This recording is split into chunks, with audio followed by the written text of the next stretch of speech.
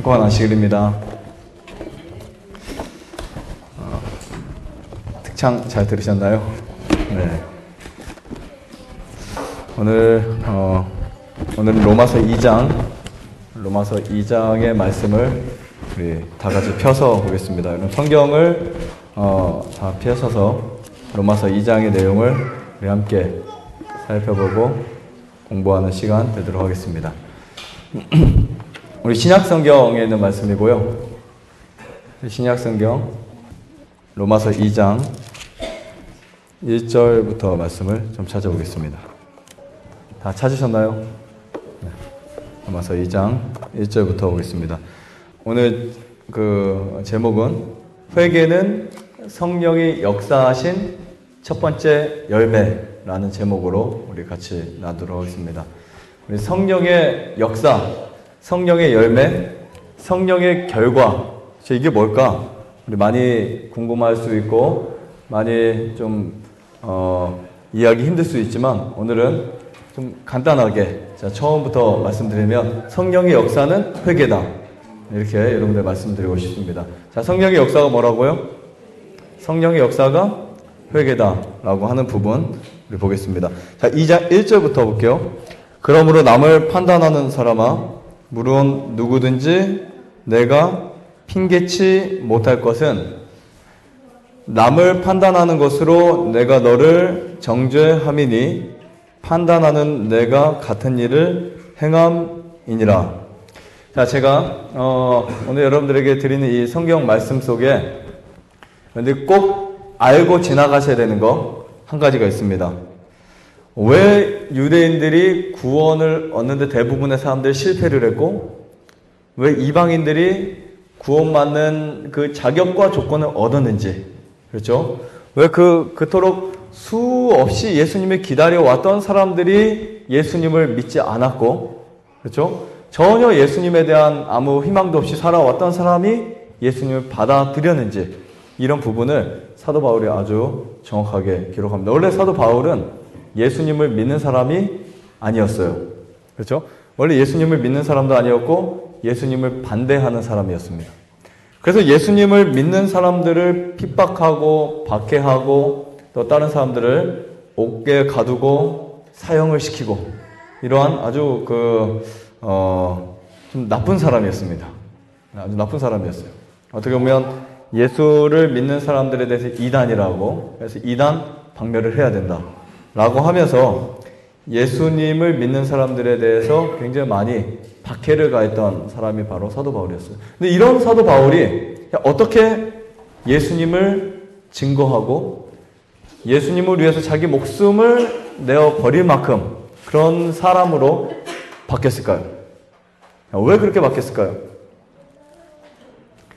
사도 바울이 그렇게 바뀐 이유가 뭘까요? 사도 바울이 어떻게 예수님을 핍박하고 예수님을 정말 싫어했던 그 사도 바울이 어떻게 바뀌었을까요? 무엇의 역사였을까요? 무엇의 역사였죠? 성령의 역사로 사도 바울의 마음이 바뀐 거예요. 성령이라는 단어는 거룩한 영, 그렇죠? 네, 거룩한 이 영의, 하나님의 영에 의한 역사로 사도 바울의 마음이 바뀌었습니다. 여러분, 때때로 우리가 보면 변화라고 하는 이 단어가 뭐 착한 사람이 변화를 얻기보다는 어떤 경우는 이렇게 괴팍하고 악한 사람이 변화를 잘 되는 경우를 많이 보게 됩니다. 그렇죠? 극과 극의, 네, 극과 극의 어떤 삶을 살아가는 사람들을 보게 되고 또 전혀 그렇지 않은 사람들이 그런 삶을 살아가는 것을 보게 돼요. 전혀 예수님을 사랑하지 않았던 사람들이 예수님을 사랑하게 되는 일들을 우리가 종종 살펴볼 수 있습니다. 저기 말씀을 보면 남을 판단하는 사람아, 물론 누구든지 내가 핑계치 못할 것은 남을 판단하는 것으로 내가 너를 정죄함이니 판단하는 내가 같은 일을 행함이라. 넘어가서 볼게요. 이런 일을 행하는 자에게 하나님의 판단이 진리대로 되는 줄 우리가 아노라. 이런 일을 행하는 자를 판단하고도 같은 일을 해가는 사람아, 내가 하나님의 판단을 피할 줄로 생각하느냐. 4절.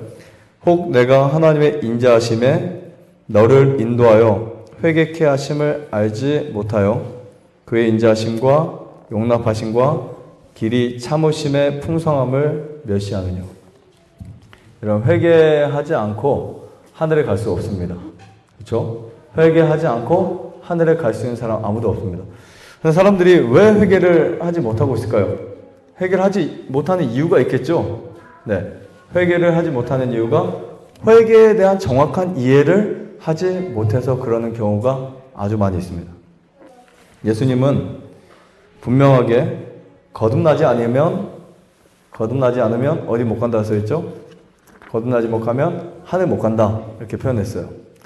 사람이 어떻게 믿든 얼마나 믿든 또 얼마나 어떤 열성으로 하든지 간에 거듭나지 않으면, 그렇죠? 우리가 거듭나지 다시 태어나지 않으면 하늘에 갈 수 없다고 그런 표현을 사용을 하십니다. 거듭난다는 게 뭘까? 그렇죠? 다시 태어나는 게 뭘까? 예수님을 믿는다는 게 뭐지? 그리고 정말 믿음대로 산다는 게 뭐지? 이런 부분들을 우리가 오늘 좀 충분히 짚고 넘어가야 되지 않을까 이런 생각을 하게 됩니다. 2장 4절 5절을 보면 이렇게 표현되어 있어요. 하나님의 인자하심이 너를 인도하여 뭐하게 하심을? 회개라는 단어가 있죠. 회개. 그러면 여기 성경에 써있어요? 안 써있어요? 회개라는 단어가 써있어요. 제가 말씀드릴게요. 여러분 죄에 대해서 회개하시고 사시나요? 죄에 대해서 회개하셨어요? 회개라는 단어가 도대체 뭘까요? 회개하고 사세요? 아니면 가끔 회개합니까? 이 문제가 첫 번째 성령의 역사하신 성령이 우리에게 역사하신 첫 번째 결과인데 이 회개라는 이 단어가 정말 굉장히 힘들어요. 왜 힘든 줄 아세요? 회개가 후회면 차라리 쉬워요. 하지 말았을걸. 그렇죠? 안 해야지? 하지 말았을걸. 하지 말걸. 뭐 이런 거 우리 수없이 하죠. 누구에게 나쁜 말을 해놓고 잘못했다. 괜히 했다. 이거는 회개가 아닙니다. 절대 회개가 아니에요. 많은 사람들이 하고 있는 대부분의 그 회개가 후회에 불과하다라고 보시면 돼요. 자, 우리가 지금까지 해왔던 회개라고 했던 것들이 대부분 후회라고요. 그렇죠? 사람들은 진짜 회개는 회개 밑에 개혁이 따르고 후회는 감정의 변화만 일어나는 거예요. 이해하시겠어요? 네.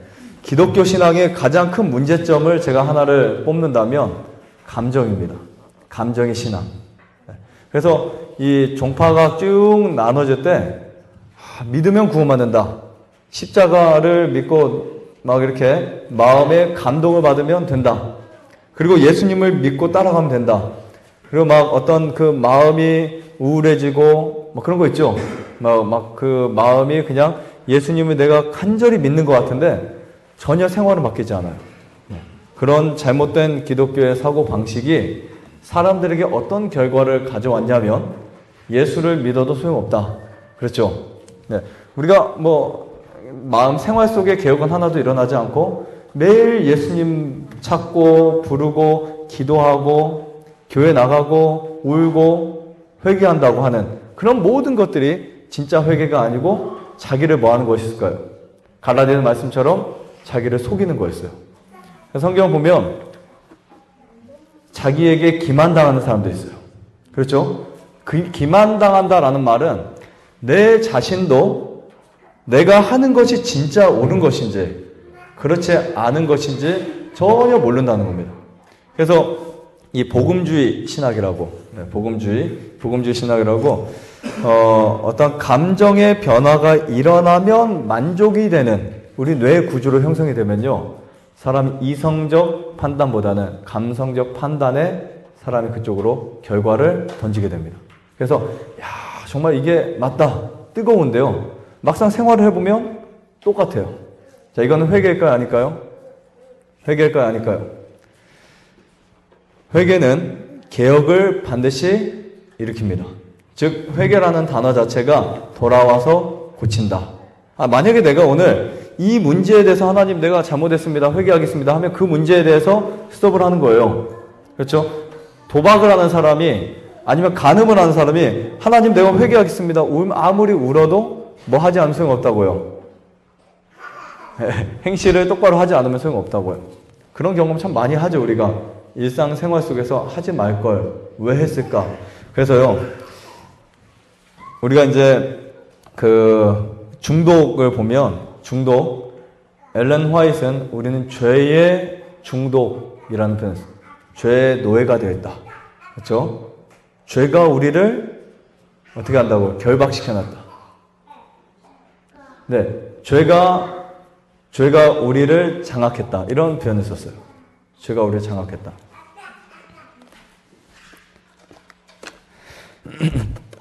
네, 그런데요, 이겁니다. 우리 커피를 마시는 사람들이 흔히 아니면 또 도박에 중독된 사람이 컴퓨터 게임에 중독된 사람이 아니면 어떤 것에 중독이 된 사람이 그거 좋다고 생각하고 할까요? 좋다고 생각하고 할까요? 한번 생각해 보세요. 아, 커피 정말 건강식이야. 이거 먹으면 마시면 100세를 살까요? 마실까요? 안 좋은 거 알면서도 어떻게 해요? 마시죠. 그리고 항상 하는 말이 반복이 뭔지 아세요? 마시지 말아야지. 내일부터는. 그래 안 그래요? 항상 하는 단어가 그거예요. 그런데 그런 사람 치고 끊는 사람 한 사람도 없습니다. 맞죠? 마시지 말아야지. 아, 왜 마셨을까?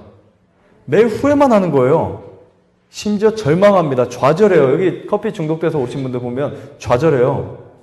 아, 왜 내가 커피를 마셨을까? 하루에 20 몇 잔 마시고 커피 없으면 손이 떨리고 막 정신 혼미하고 여기 와서 3일을 끊었더니 머리가 깨질 것 같고 그래서 나중에 안 돼서 가셨어요. 목사님 딸인데 네. 아, 커피 이거 안 되겠다. 전두엽이 다 망가지는 거예요. 그러면서도 마음은 끊고 싶고 의지로 되지는 않고 후회는 하고 마음속에 죄책감은 가득해지고 그래서 그 모습을 보면서 아, 우리가 죄를 회개하고 예수님과 관계가 이런 모습이었구나. 내가 끊어야 되고 하지 말아야 되고 포기해야 된다고 알면서도 또 같은 일을 하고 또 기도하고 또 같은 일을 하고 기도하고 결정적으로 의미가 있다 없다. 여러분 커피를 마시는 매일 마시면서 끊어야지 마시고 끊어야지 마시고 하는 사람이나 그냥 기분 좋게 마시는 사람이나 뭐가 다를까요? 다를 게 없어요. 오히려 죄책감을 갖고 있는 사람의 몸의 반응을 보면 훨씬 더 해로운 것이 나와 있어요. 죄책감. 그래서 우리 치료봉사라는 책을 읽다 보면 사람들에게 병을 가져온 가장 대부분의 원인 중에 하나가 죄책감이래요. 하지 말았을걸. 하지 말고 왜 했을까? 그런 거 있죠. 네. 왜 했을까? 이런 것들. 이런 죄책감에 대해서 사람들이 어떤 그 호르몬의 변화와 신진대사활동의 변화와 전두엽의 기능과 신경세포의 변화를 가져온다는 거죠. 그러니까 그런 죄책감이 결국은 사람 자기의 어떠한 행실로부터 구원해 줄 수 있다고요? 전혀 없어요. 그래서 지금 여기 회개라는 단어, 하나님의 인자하심이 너를 인도하여 라는 이 단어가 필요한 겁니다. 진짜 회개는 하나님의 인도하심 없이 회개할 수가 있어요, 없어요? 없어요. 그건 후회입니다. 매일 다람쥐가 쳇바퀴를 도는 것처럼 매일 하는 후회예요. 그래서 이 죄에서 여러분이 벗어나게 되면 그때부터 무슨 삶을 살아가게 되죠? 기쁜 삶을 살아가요. 그렇죠? 기뻐요. 모든 삶이 행복해지고 기뻐지고 감사해지는 거예요. 거기서 벗어나면, 근데 벗어나지 못할 때는 내가 자꾸 그렇게 살기는 원하는데 육신이 약하니까 계속 발버둥치는 거죠. 하지만 제가 오늘 꼭 말씀드리고 싶은 건 로마서 2장을 통해서 하나님이 우리에게 구원을 위한 요소는 다 준비해 주셨고 우리의 선택에 의해서 내가 계속 그 속에서 발버둥 칠 것인지 아니면 거기서 나올 수 있을 것인지 이 결정을 해야 된다는 거죠. 그렇죠? 과식하는 분들이 과식을 하고 매일 후회하고 절제할 걸 이렇게 하는 건 회개가 아니에요. 후회는 회개가 아니다. 그런 후회는요. 누가 더 잘했어요? 유다가 더 잘했어요. 유다가 예수님 팔고 은 30인가요? 팔아먹고 그리고 자기가 은을 버리고 울고 애통하고 남을 목매달아 죽잖아요. 이게 회개한 것 같지만 회개 아니었어요. 그럼 진짜 회개는 우리의 삶이 바뀌는 거예요.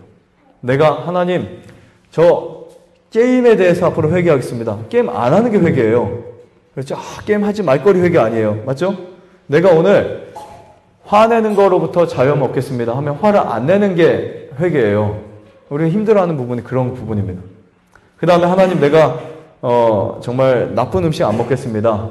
하나님이 좋은 우리에게 주신 합당 음식 먹겠습니다. 그런데 내가 그거 계속 먹으면서 먹지 말아야지, 이거는 회개가 아니라고요. 맞죠? 안 먹는 게 회개죠. 회개라는 단어를 접붙일 때 우리가 뭐를 하고 후회하는 것은 회개가 안 됩니다. 안 하는 게 회개예요.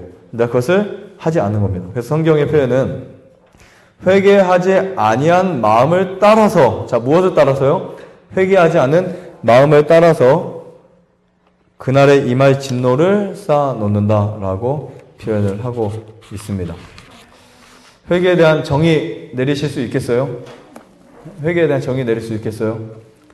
아무리 여러분들이 많은 계획을 하고 많은 다짐을 할지라도 삶이 바뀌지 않으면, 생활의 변화가 일어나지 않으면, 생각의 변화가 일어나지 않으면 그것을 회개라고 말할 수 없습니다.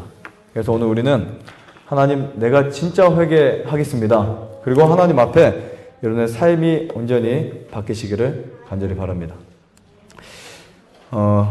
우리 그 정로의 계단이라는 책에 이렇게 표현하고 있어요. 회개라는 장에 있는 내용인데요. 하나님께서 그대들에게 회개할 마음을 주시기를 구하며. 자, 회개는 내가 하고 싶다고 되는 게 아닙니다. 누가 역사하셔야 돼요? 내가 하고 싶어서 하는 건 후회예요. 그렇죠? 내가 그냥 내가 스스로 뭔가 하는 그런 것들은 후회입니다. 아까 말씀드린 하지 말 거리라는 후회예요. 그런데 성령께서 역사하시면 내가 하는 회개가 어려워질까 쉬워질까요? 고기 안 먹기 쉽죠? 네, 고기 안 먹기 쉽죠?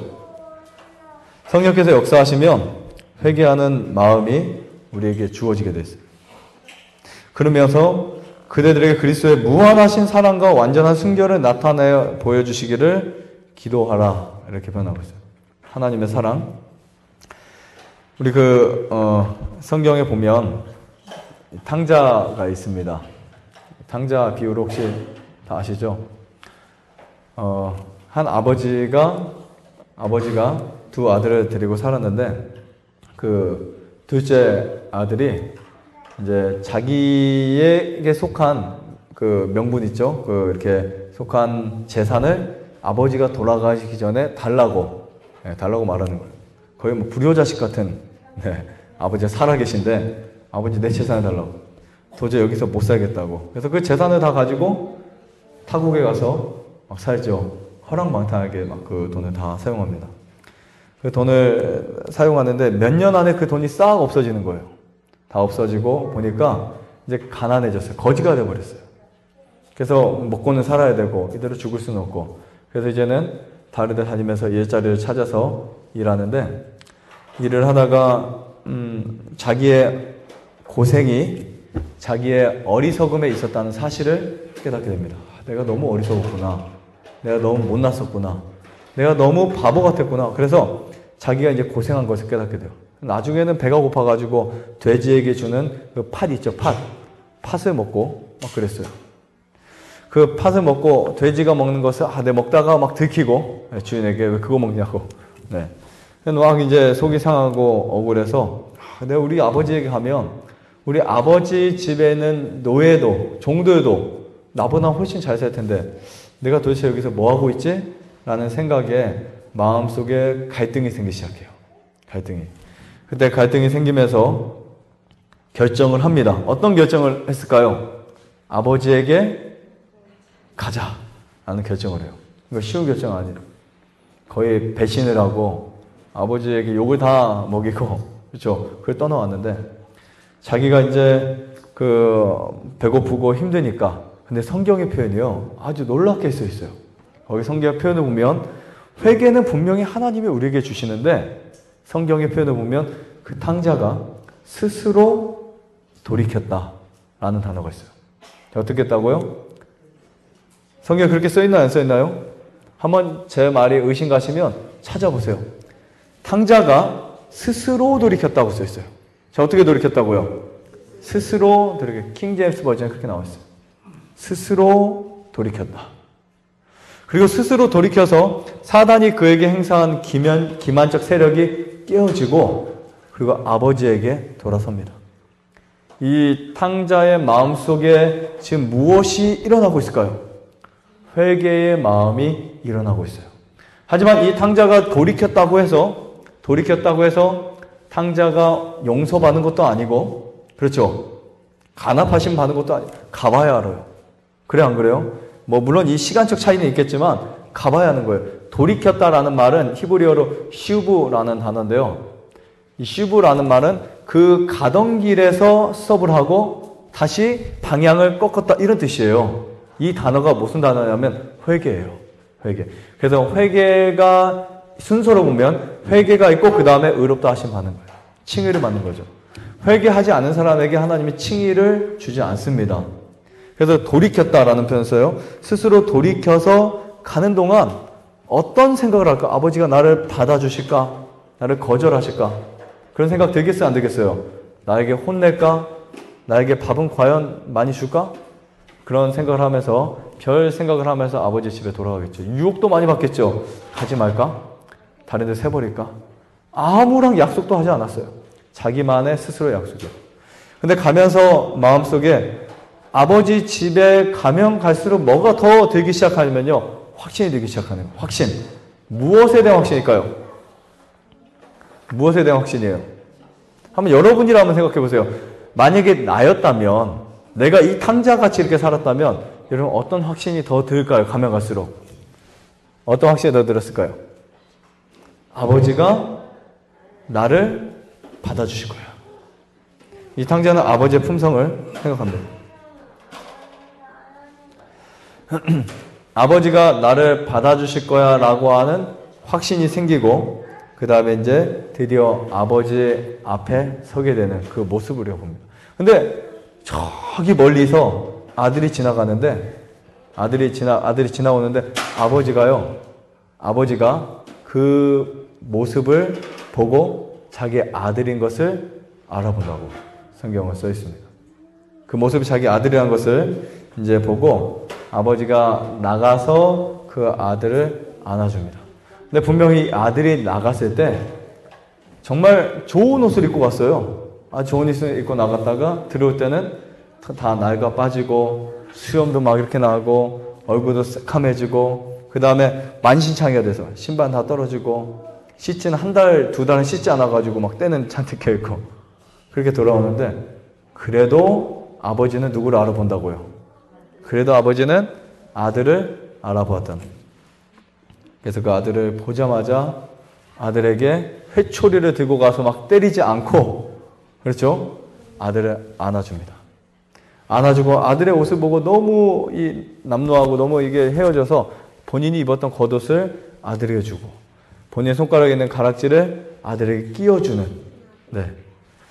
형이 보고 아버지 이해가 안 간다고, 저렇게 방탕하고 저렇게 악한 아들에게, 악한 동생에게 왜 아버지 이렇게 취급하냐고. 근데 아버지가 거기에 어떤 표현을 썼었어요? 그 성경에 어떤 표현을 쓰냐면, 죽었다가 살아난 아들, 잃었다가 찾은 아들이라는 표현을 썼어요. 우리는 하나님 앞에 회개가 바로 이런 거라고 생각합니다.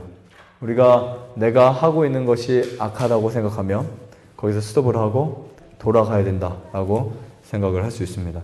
이것이 바로 성령의 역사하신 첫 번째 사역이었다라고 보시면 됩니다. 자, 성령의 역사 첫 번째 계단이 뭐라고요? 사람을 뭐하게 하신다? 회개하게 하신다. 돌아가게 하신다. 그렇죠? 돌이키게 하신다. 개혁하게 하신다. 이게 바로 성령의 역사입니다. 오늘 로마서를 보면서 여러분들에게 좀 특이한 표현들을 몇 번을 할 것 같아요. 혹시 여러분 만약에 하나님을 한 번도 몰랐는데 양심이 선하고 정말 착하고, 그리고 정말 이 마음이 너무 깨끗한 사람이 하나님 모르고 죽었어요. 구원 받을 수 있을까요, 없을까요? 여기서 답을 내리기가 참, 목사님들이 질문할 때 가장 답을 못 내려주는 답이래요. 왜냐하면 이렇게 말하기도 그렇고 저렇게 말하기도 그렇고. 그렇죠? 한번 여러분 생각해 보세요. 어떻게 생각하세요? 하나님을 정말 못 믿었던, 안 믿었던이 아니고 못 믿었던 우리 할아버지가 정말 아주 선하게 살고 양심대로 살았는데 단 하나님만 모르고 살았지 그분은 그냥 그 양심이 하나님이었어요. 그분이 돌아가시면 구원 받을까요? 못 받을까요?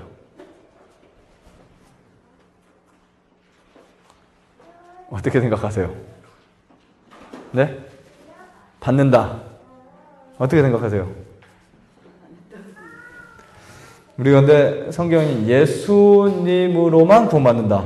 그렇죠? 그럼 이 말하고 좀 배치되지 않나요? 예수 그리스도를 우리 좀 뒤에 조용히 해줬으면 좋겠어요. 예수님을 통해서만 구원받는다. 그렇게 써있나요? 성경에 보면 예수님으로 말미암지 않고는 구원받을 수 없다는 말과 그러면 좀 약간 다른 말 같죠? 근데 꼭 구원받아야 될 것 같고 어떻게 판단하시겠어요? 아니면 모르면 그냥 하나님이 아시겠지 하고 지나가면 되고요. 그렇죠? 근데 로마서를 읽다 보면 우리가 조금 약간 그 궁금증을 해결할 수 있을 것 같아요. 2장을 좀 더 볼게요. 5절, 6절 보면 하나님께서 각 사람에게 그 행한 대로 보응하시되 참고 선을 행하여 영광과 존귀와 썩지 아니함을 구하는 자에게는 영생으로 하시고 오직 강해지어 진리를 쫓지 아니하고 불의를 쫓는 자에게는 노와 분으로 하시리라. 악을 행하는 각 사람의 영에게 환난과 곤고가 있으리니 첫째는 유대인에게요 또한 헬라인에게며 선을 행하는 각 사람에게는 영광과 존귀와 평강이 있으리니 첫째는 유대인에게요 또한 헬라인에게. 이거 참 무슨 말인 줄 아세요? 자꾸 하는 말이 뭐냐면 사도 바울은 기준이 있는 거예요. 기준. 구원받는 기준이 있고 그렇죠? 영생을 얻는 기준이 있어요. 그 다음에 읽어드릴게요. 이 사도 바울은 인종, 유대인이 구원받고 헬라인이 멸망받고 이런 게 아닙니다. 그렇죠? 네, 그 다음에 11절 이는 하나님께서 외모로 사람을 취하지 아니하심이라. 12절 무릇 율법 없이 범죄한 자는 또한 율법 없이 망하고 무릇 율법이 있고 범죄한 자는 율법으로 말미암아 무엇을 받는다고요? 심판을 받는다. 여기 좀 13절 하나님 앞에서 율법을 듣는 자가 의인이 아니요 오직 율법을 행하는 자라야 의롭다 하심을 얻으리니. 자, 이 표현을 봤습니다. 여기까지만 또 우리가 보고 한번 생각을 해보겠습니다. 사람을 의롭게 되는 조건이 무엇일까요? 의롭게 되는 조건. 성경 말씀에 의하면 의롭게 되는 조건이 로마서 장마다 조금씩 기준이 달라요. 또 기록은 한 사람이 했는데 잘 보세요. 우리가 어떤 성경의 정답을 얻을 때 그거 하나 본 것만 가지고 정답을 내릴 수가 있어요? 없어요? 없어요. 그렇죠? 이 사도 바울, 이 로마서를 기록한 사도 바울인데 2장의 기준과 3장의 기준이 한 장에서 딱 달라져 버려요. 뭔지 아세요? 3장에서는 의인은 없다니 하나도 없다고 표현했고 2장에서는 의인에 대해서 표현을 하고 있어요. 3장에서는 사도 바울이 믿음으로 말미암아 의롭다 된다고 표현했고 로마서 2장에는 율법을 행하는 자라야 의롭다라고 표현했어요. 그럼 뭐가 맞을까? 그래서 기독교 논쟁에 율법을 지켜야 구원받냐 안 받냐? 그렇죠? 예수님 믿어야 구원받냐 안 받냐? 이런 말들이 계속 그러니까 같은 건데 이렇게 말하고 저렇게 말해서 서로 막 그 개념이 다른 거예요. 보세요. 분명히 써 있습니다. 율법을 듣는 자가 의인이 아니고 율법을 행하는 자가 의인이다. 근데 우리가 우리 율법을 행해야 의인이 됩니다 라고 말을 하는 순간 율법주의. 그래요 안 그래요? 100% 그런 말 듣죠? 율법 지켜야 우리 선하게 되죠. 율법 지켜야 우리가 의롭게 되죠 라고 말 한마디만 나오면 성경 안 믿는 사람 취급받아요. 근데 우리가 이런 부분을 좀 지혜롭게 이해할 필요가 있습니다. 3장에는요 율법으로 의롭게 될 사람이 한 사람도 없다. 2장에는 율법으로 의롭게 된다라고 표현하고 있어요. 이 말이 무슨 뜻이고 어떤 의미로 그렇게. 근데 구약 성경에 보면 행하는 자가 의인됩니다. 맞나요? 일을 행하라 그러면 어떻게 한다고요? 구원을 얻는 조건이 되었어요. 구약 시대에는 하나님 우리에게 말씀하신 것을 행하는 사람이 구원의 표징입니다. 근데 신약에 내려와서 이 사람들의 개념이 우리 사고방식이 뭐냐면 거의 쉬운 걸 믿고 싶어 하거든요. 그렇죠? 그러니까 예수님 믿으면 구원받는다라고 하는 그 믿음 자체가 무엇인지 모르고 사람들이 믿으면 구원받아? 율법 필요 없다. 행함 필요 없다. 이렇게 말하게 된 것입니다. 근데 분명히 신약 성경에도 똑같이 말하고 있어요. 이런 구약 성경이나 신약 성경이나 달라지지 않았습니다. 구약에 행하라 그러면 살리라는 말씀이 신약에도 그 조건이 사라지지 않았다는. 그러면 요한복음 한번 볼까요?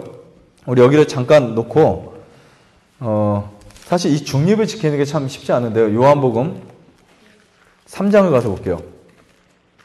3장 36절을 보겠습니다. 저는 오늘 두 말씀을 다 하는 거예요. 율법을 지켜야 의롭게 된다. 예수님을 믿어야 의롭게 된다. 여기에 이게 맞고 저게 맞고 이게 아니라 성경 말씀 그대로 표현 드린 거예요. 자, 3장 36절을 보세요. 이렇게 써 있어요. 아들을 믿는 자는, 자 볼게요. 아들을 뭐 하는 자는? 믿는 자는 무엇이 있고? 영생이 있고. 두 번째, 아들을 순종치 아니한 자는 영생을 보지 못. 결과는 똑같은데 잘 보세요. 그래서 성경 읽을 때 생각을 하면서 읽어야 돼요. 그렇죠? 지금 결과는 똑같아요. 영생을 받느냐 못 받느냐 결과는 같은데 믿는 거 순종하는 거 똑같은 조건이에요. 맞죠? 그래서 여기 보면 아들을 믿고 순종하는 자는 영생이 있고 아들을 믿지 않고 순종하지 않는 자는 영생이 없고 이렇게 표현한 말을 아주 간단하게 쓴 거예요. 믿는 자는 영생이 있고 순종하지 않는 자는 영생이 없다. 우리 이렇게 표현하면 돼요. 구원은 믿음으로 받고 심판은 행함으로 받는다. 같은 말이죠. 그러면 결국은 결과만 우리가 따지자고요. 결과만. 사람이 구원받는 데 있어서 필요한 것은 이제 믿음이에요. 근데 우리가 예수님 믿는다고 하는 그 믿음의 결과는 순종입니다. 맞죠? 그러면 사람이 의롭다라고 인정해 주는 것은 율법이고 그 율법 앞에 의롭다라고 표현 받으려면 율법을 지켜야 돼요. 맞나요? 틀린가요? 율법을 지켜야 돼, 안 지켜야 돼요?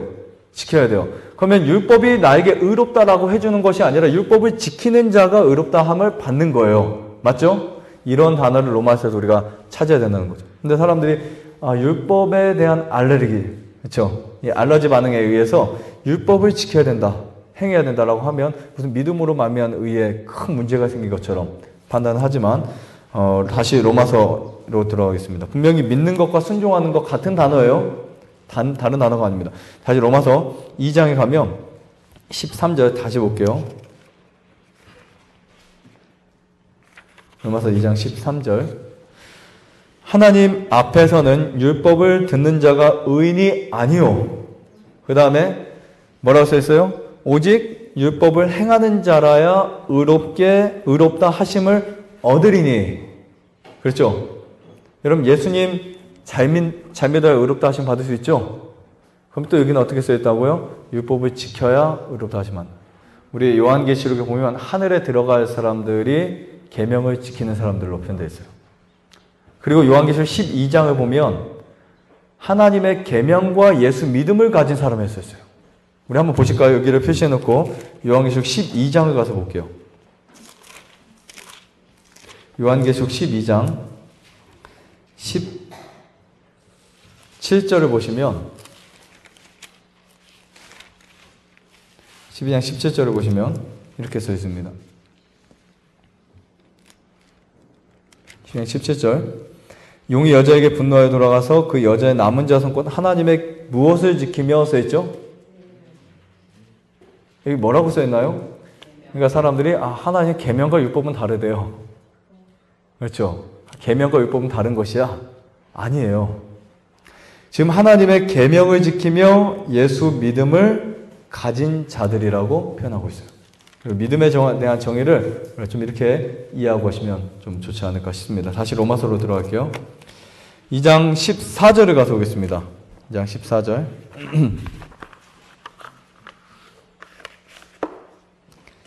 2장 14절을 가서 보면 율법 없는 이방인이, 자 무엇이 없는 이방인이?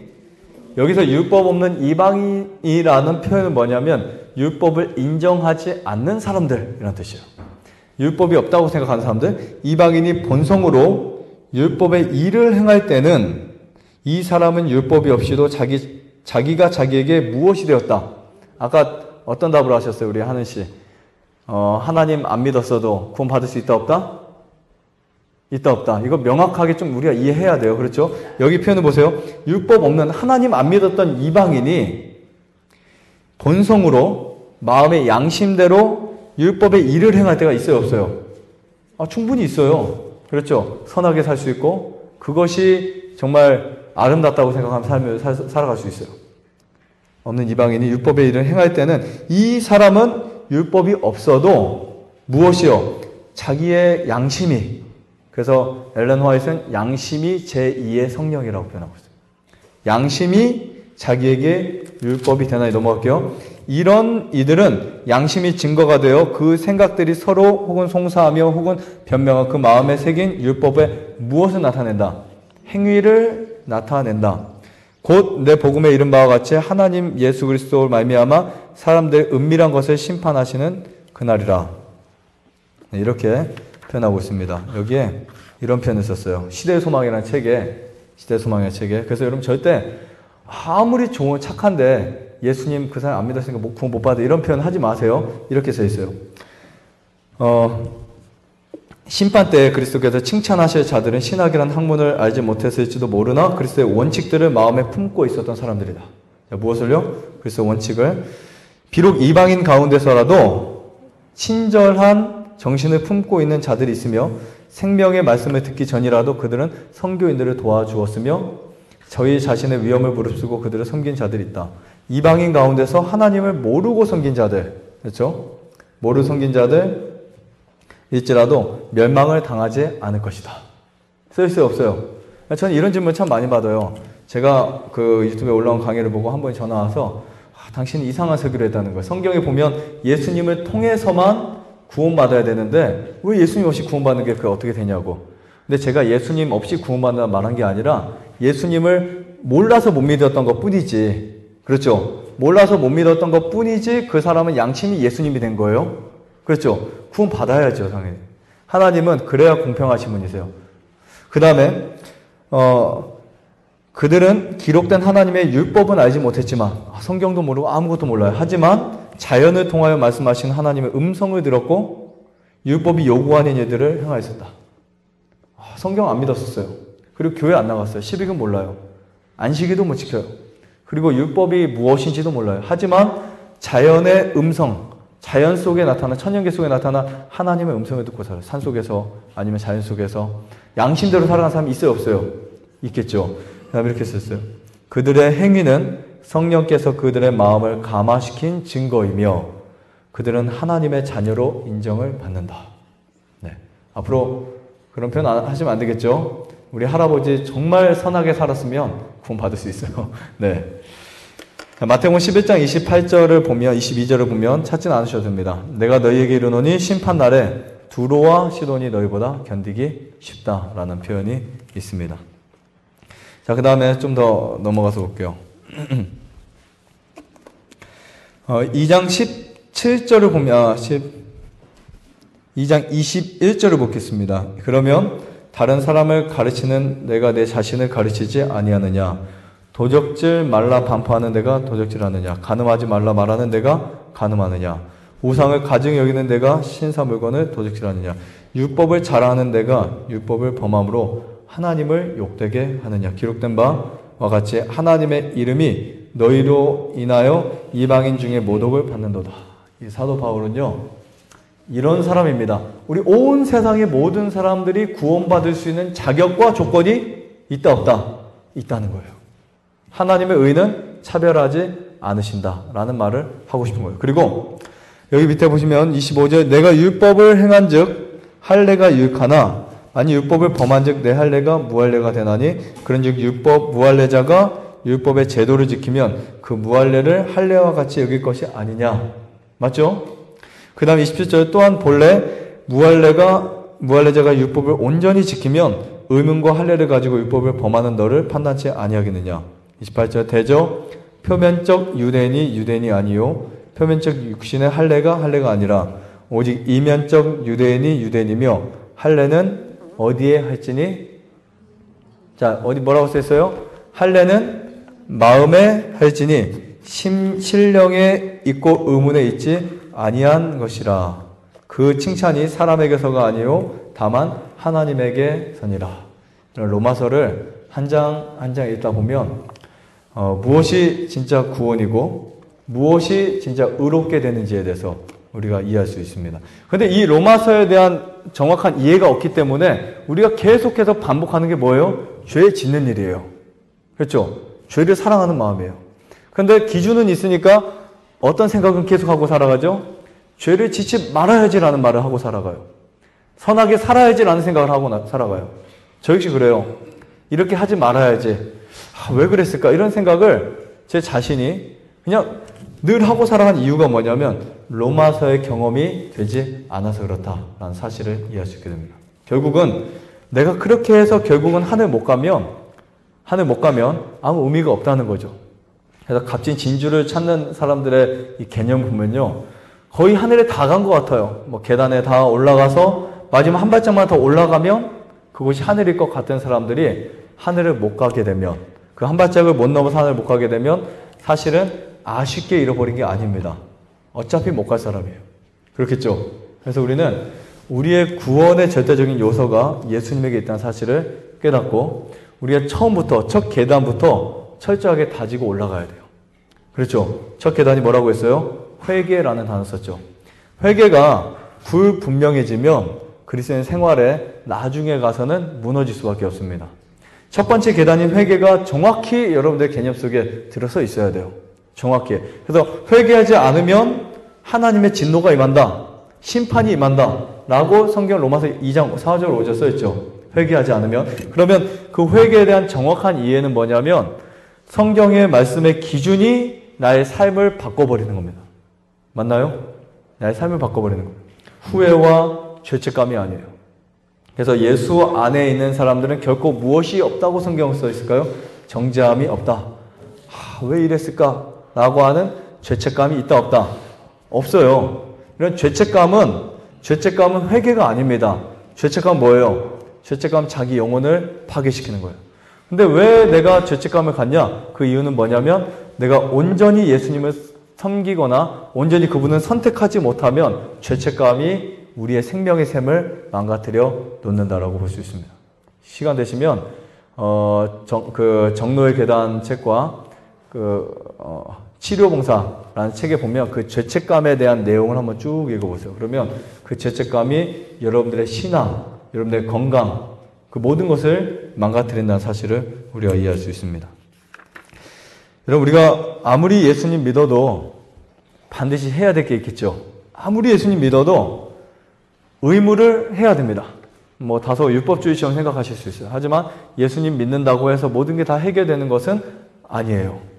예수님 믿는다고 해서 가만히 있어도 모든 것이 다 해결되는 것도 아닙니다. 한 번 이런 일이 있었어요. 이스라엘 사람들을 다 인도에 내던 인물 중에 한 사람이 있었죠. 우리 누가 있었죠? 모세가 있었죠. 모세. 이 모세가 출애굽을 시키는데 그때 어떤 일이 있었냐면 천사가 모세를 죽이려고 했던 일이 있었어요. 혹시 기억나세요? 천사가 모세를 칼로 죽이려고 했었어요. 왜 죽이려고 했을까요? 이유가 있겠죠. 막내 아들의 할례를 하지 않았어요. 아들의 할례를 하지 않았어요. 그래서 모세는 자기가 너무 맡은 일이 크고 중대하고 엄청난 일을 했기 때문에 이거 별거 아닐 수 있고 착각하고 잊어버렸는데 시간이 이제 지나면서 하나님의 그 의무를 감당하지 못했던 이 모세에게 천사가 모세를 죽이라고. 그때 그것을 눈치챈 이 십보라 있죠. 십보라 누구의 아내죠?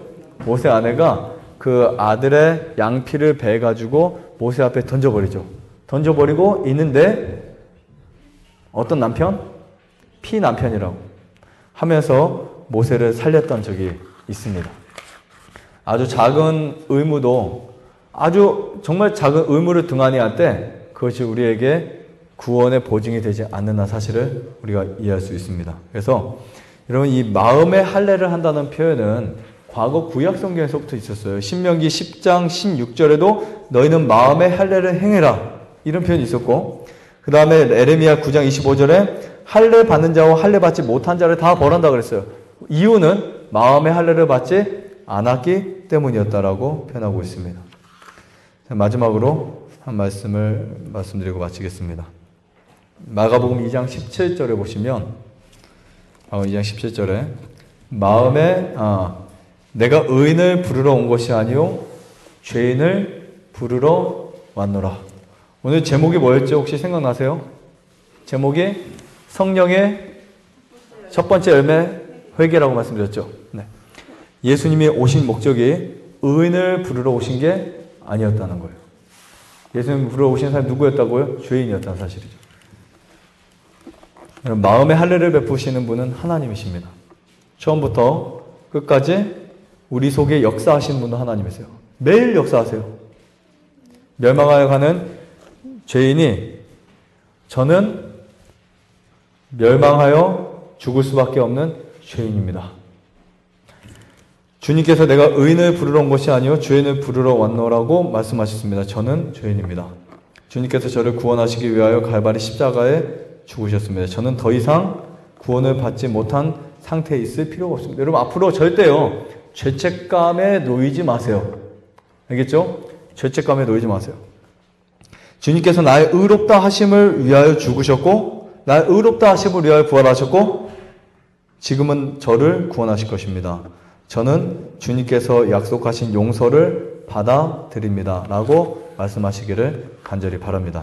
그래서 오늘 여러분의 마음속에 분명히 그 성령의 첫 번째 역사인 회개에 우리가 주님의 이끄심에 반응을 보인다면 그분이 나를 이끄실 때 내가 반응을 보이고 스스로 돌이켰다는 탕자의 표현처럼 내가 죄를 포기하고 세상의 것들을 내려놓고 주님을 선택한다면 하나님의 은혜에 대하여 우리의 심령을 복종시킬 때 하나님 우리를 계속해서 인도해 주신다고 써 있어요. 그것이 바로 영생입니다. 그러한 놀라운 구원의 그 역사를 경험하시고 꼭 여러분들 것을 만드시기를 바라면서 마치도록 하겠습니다.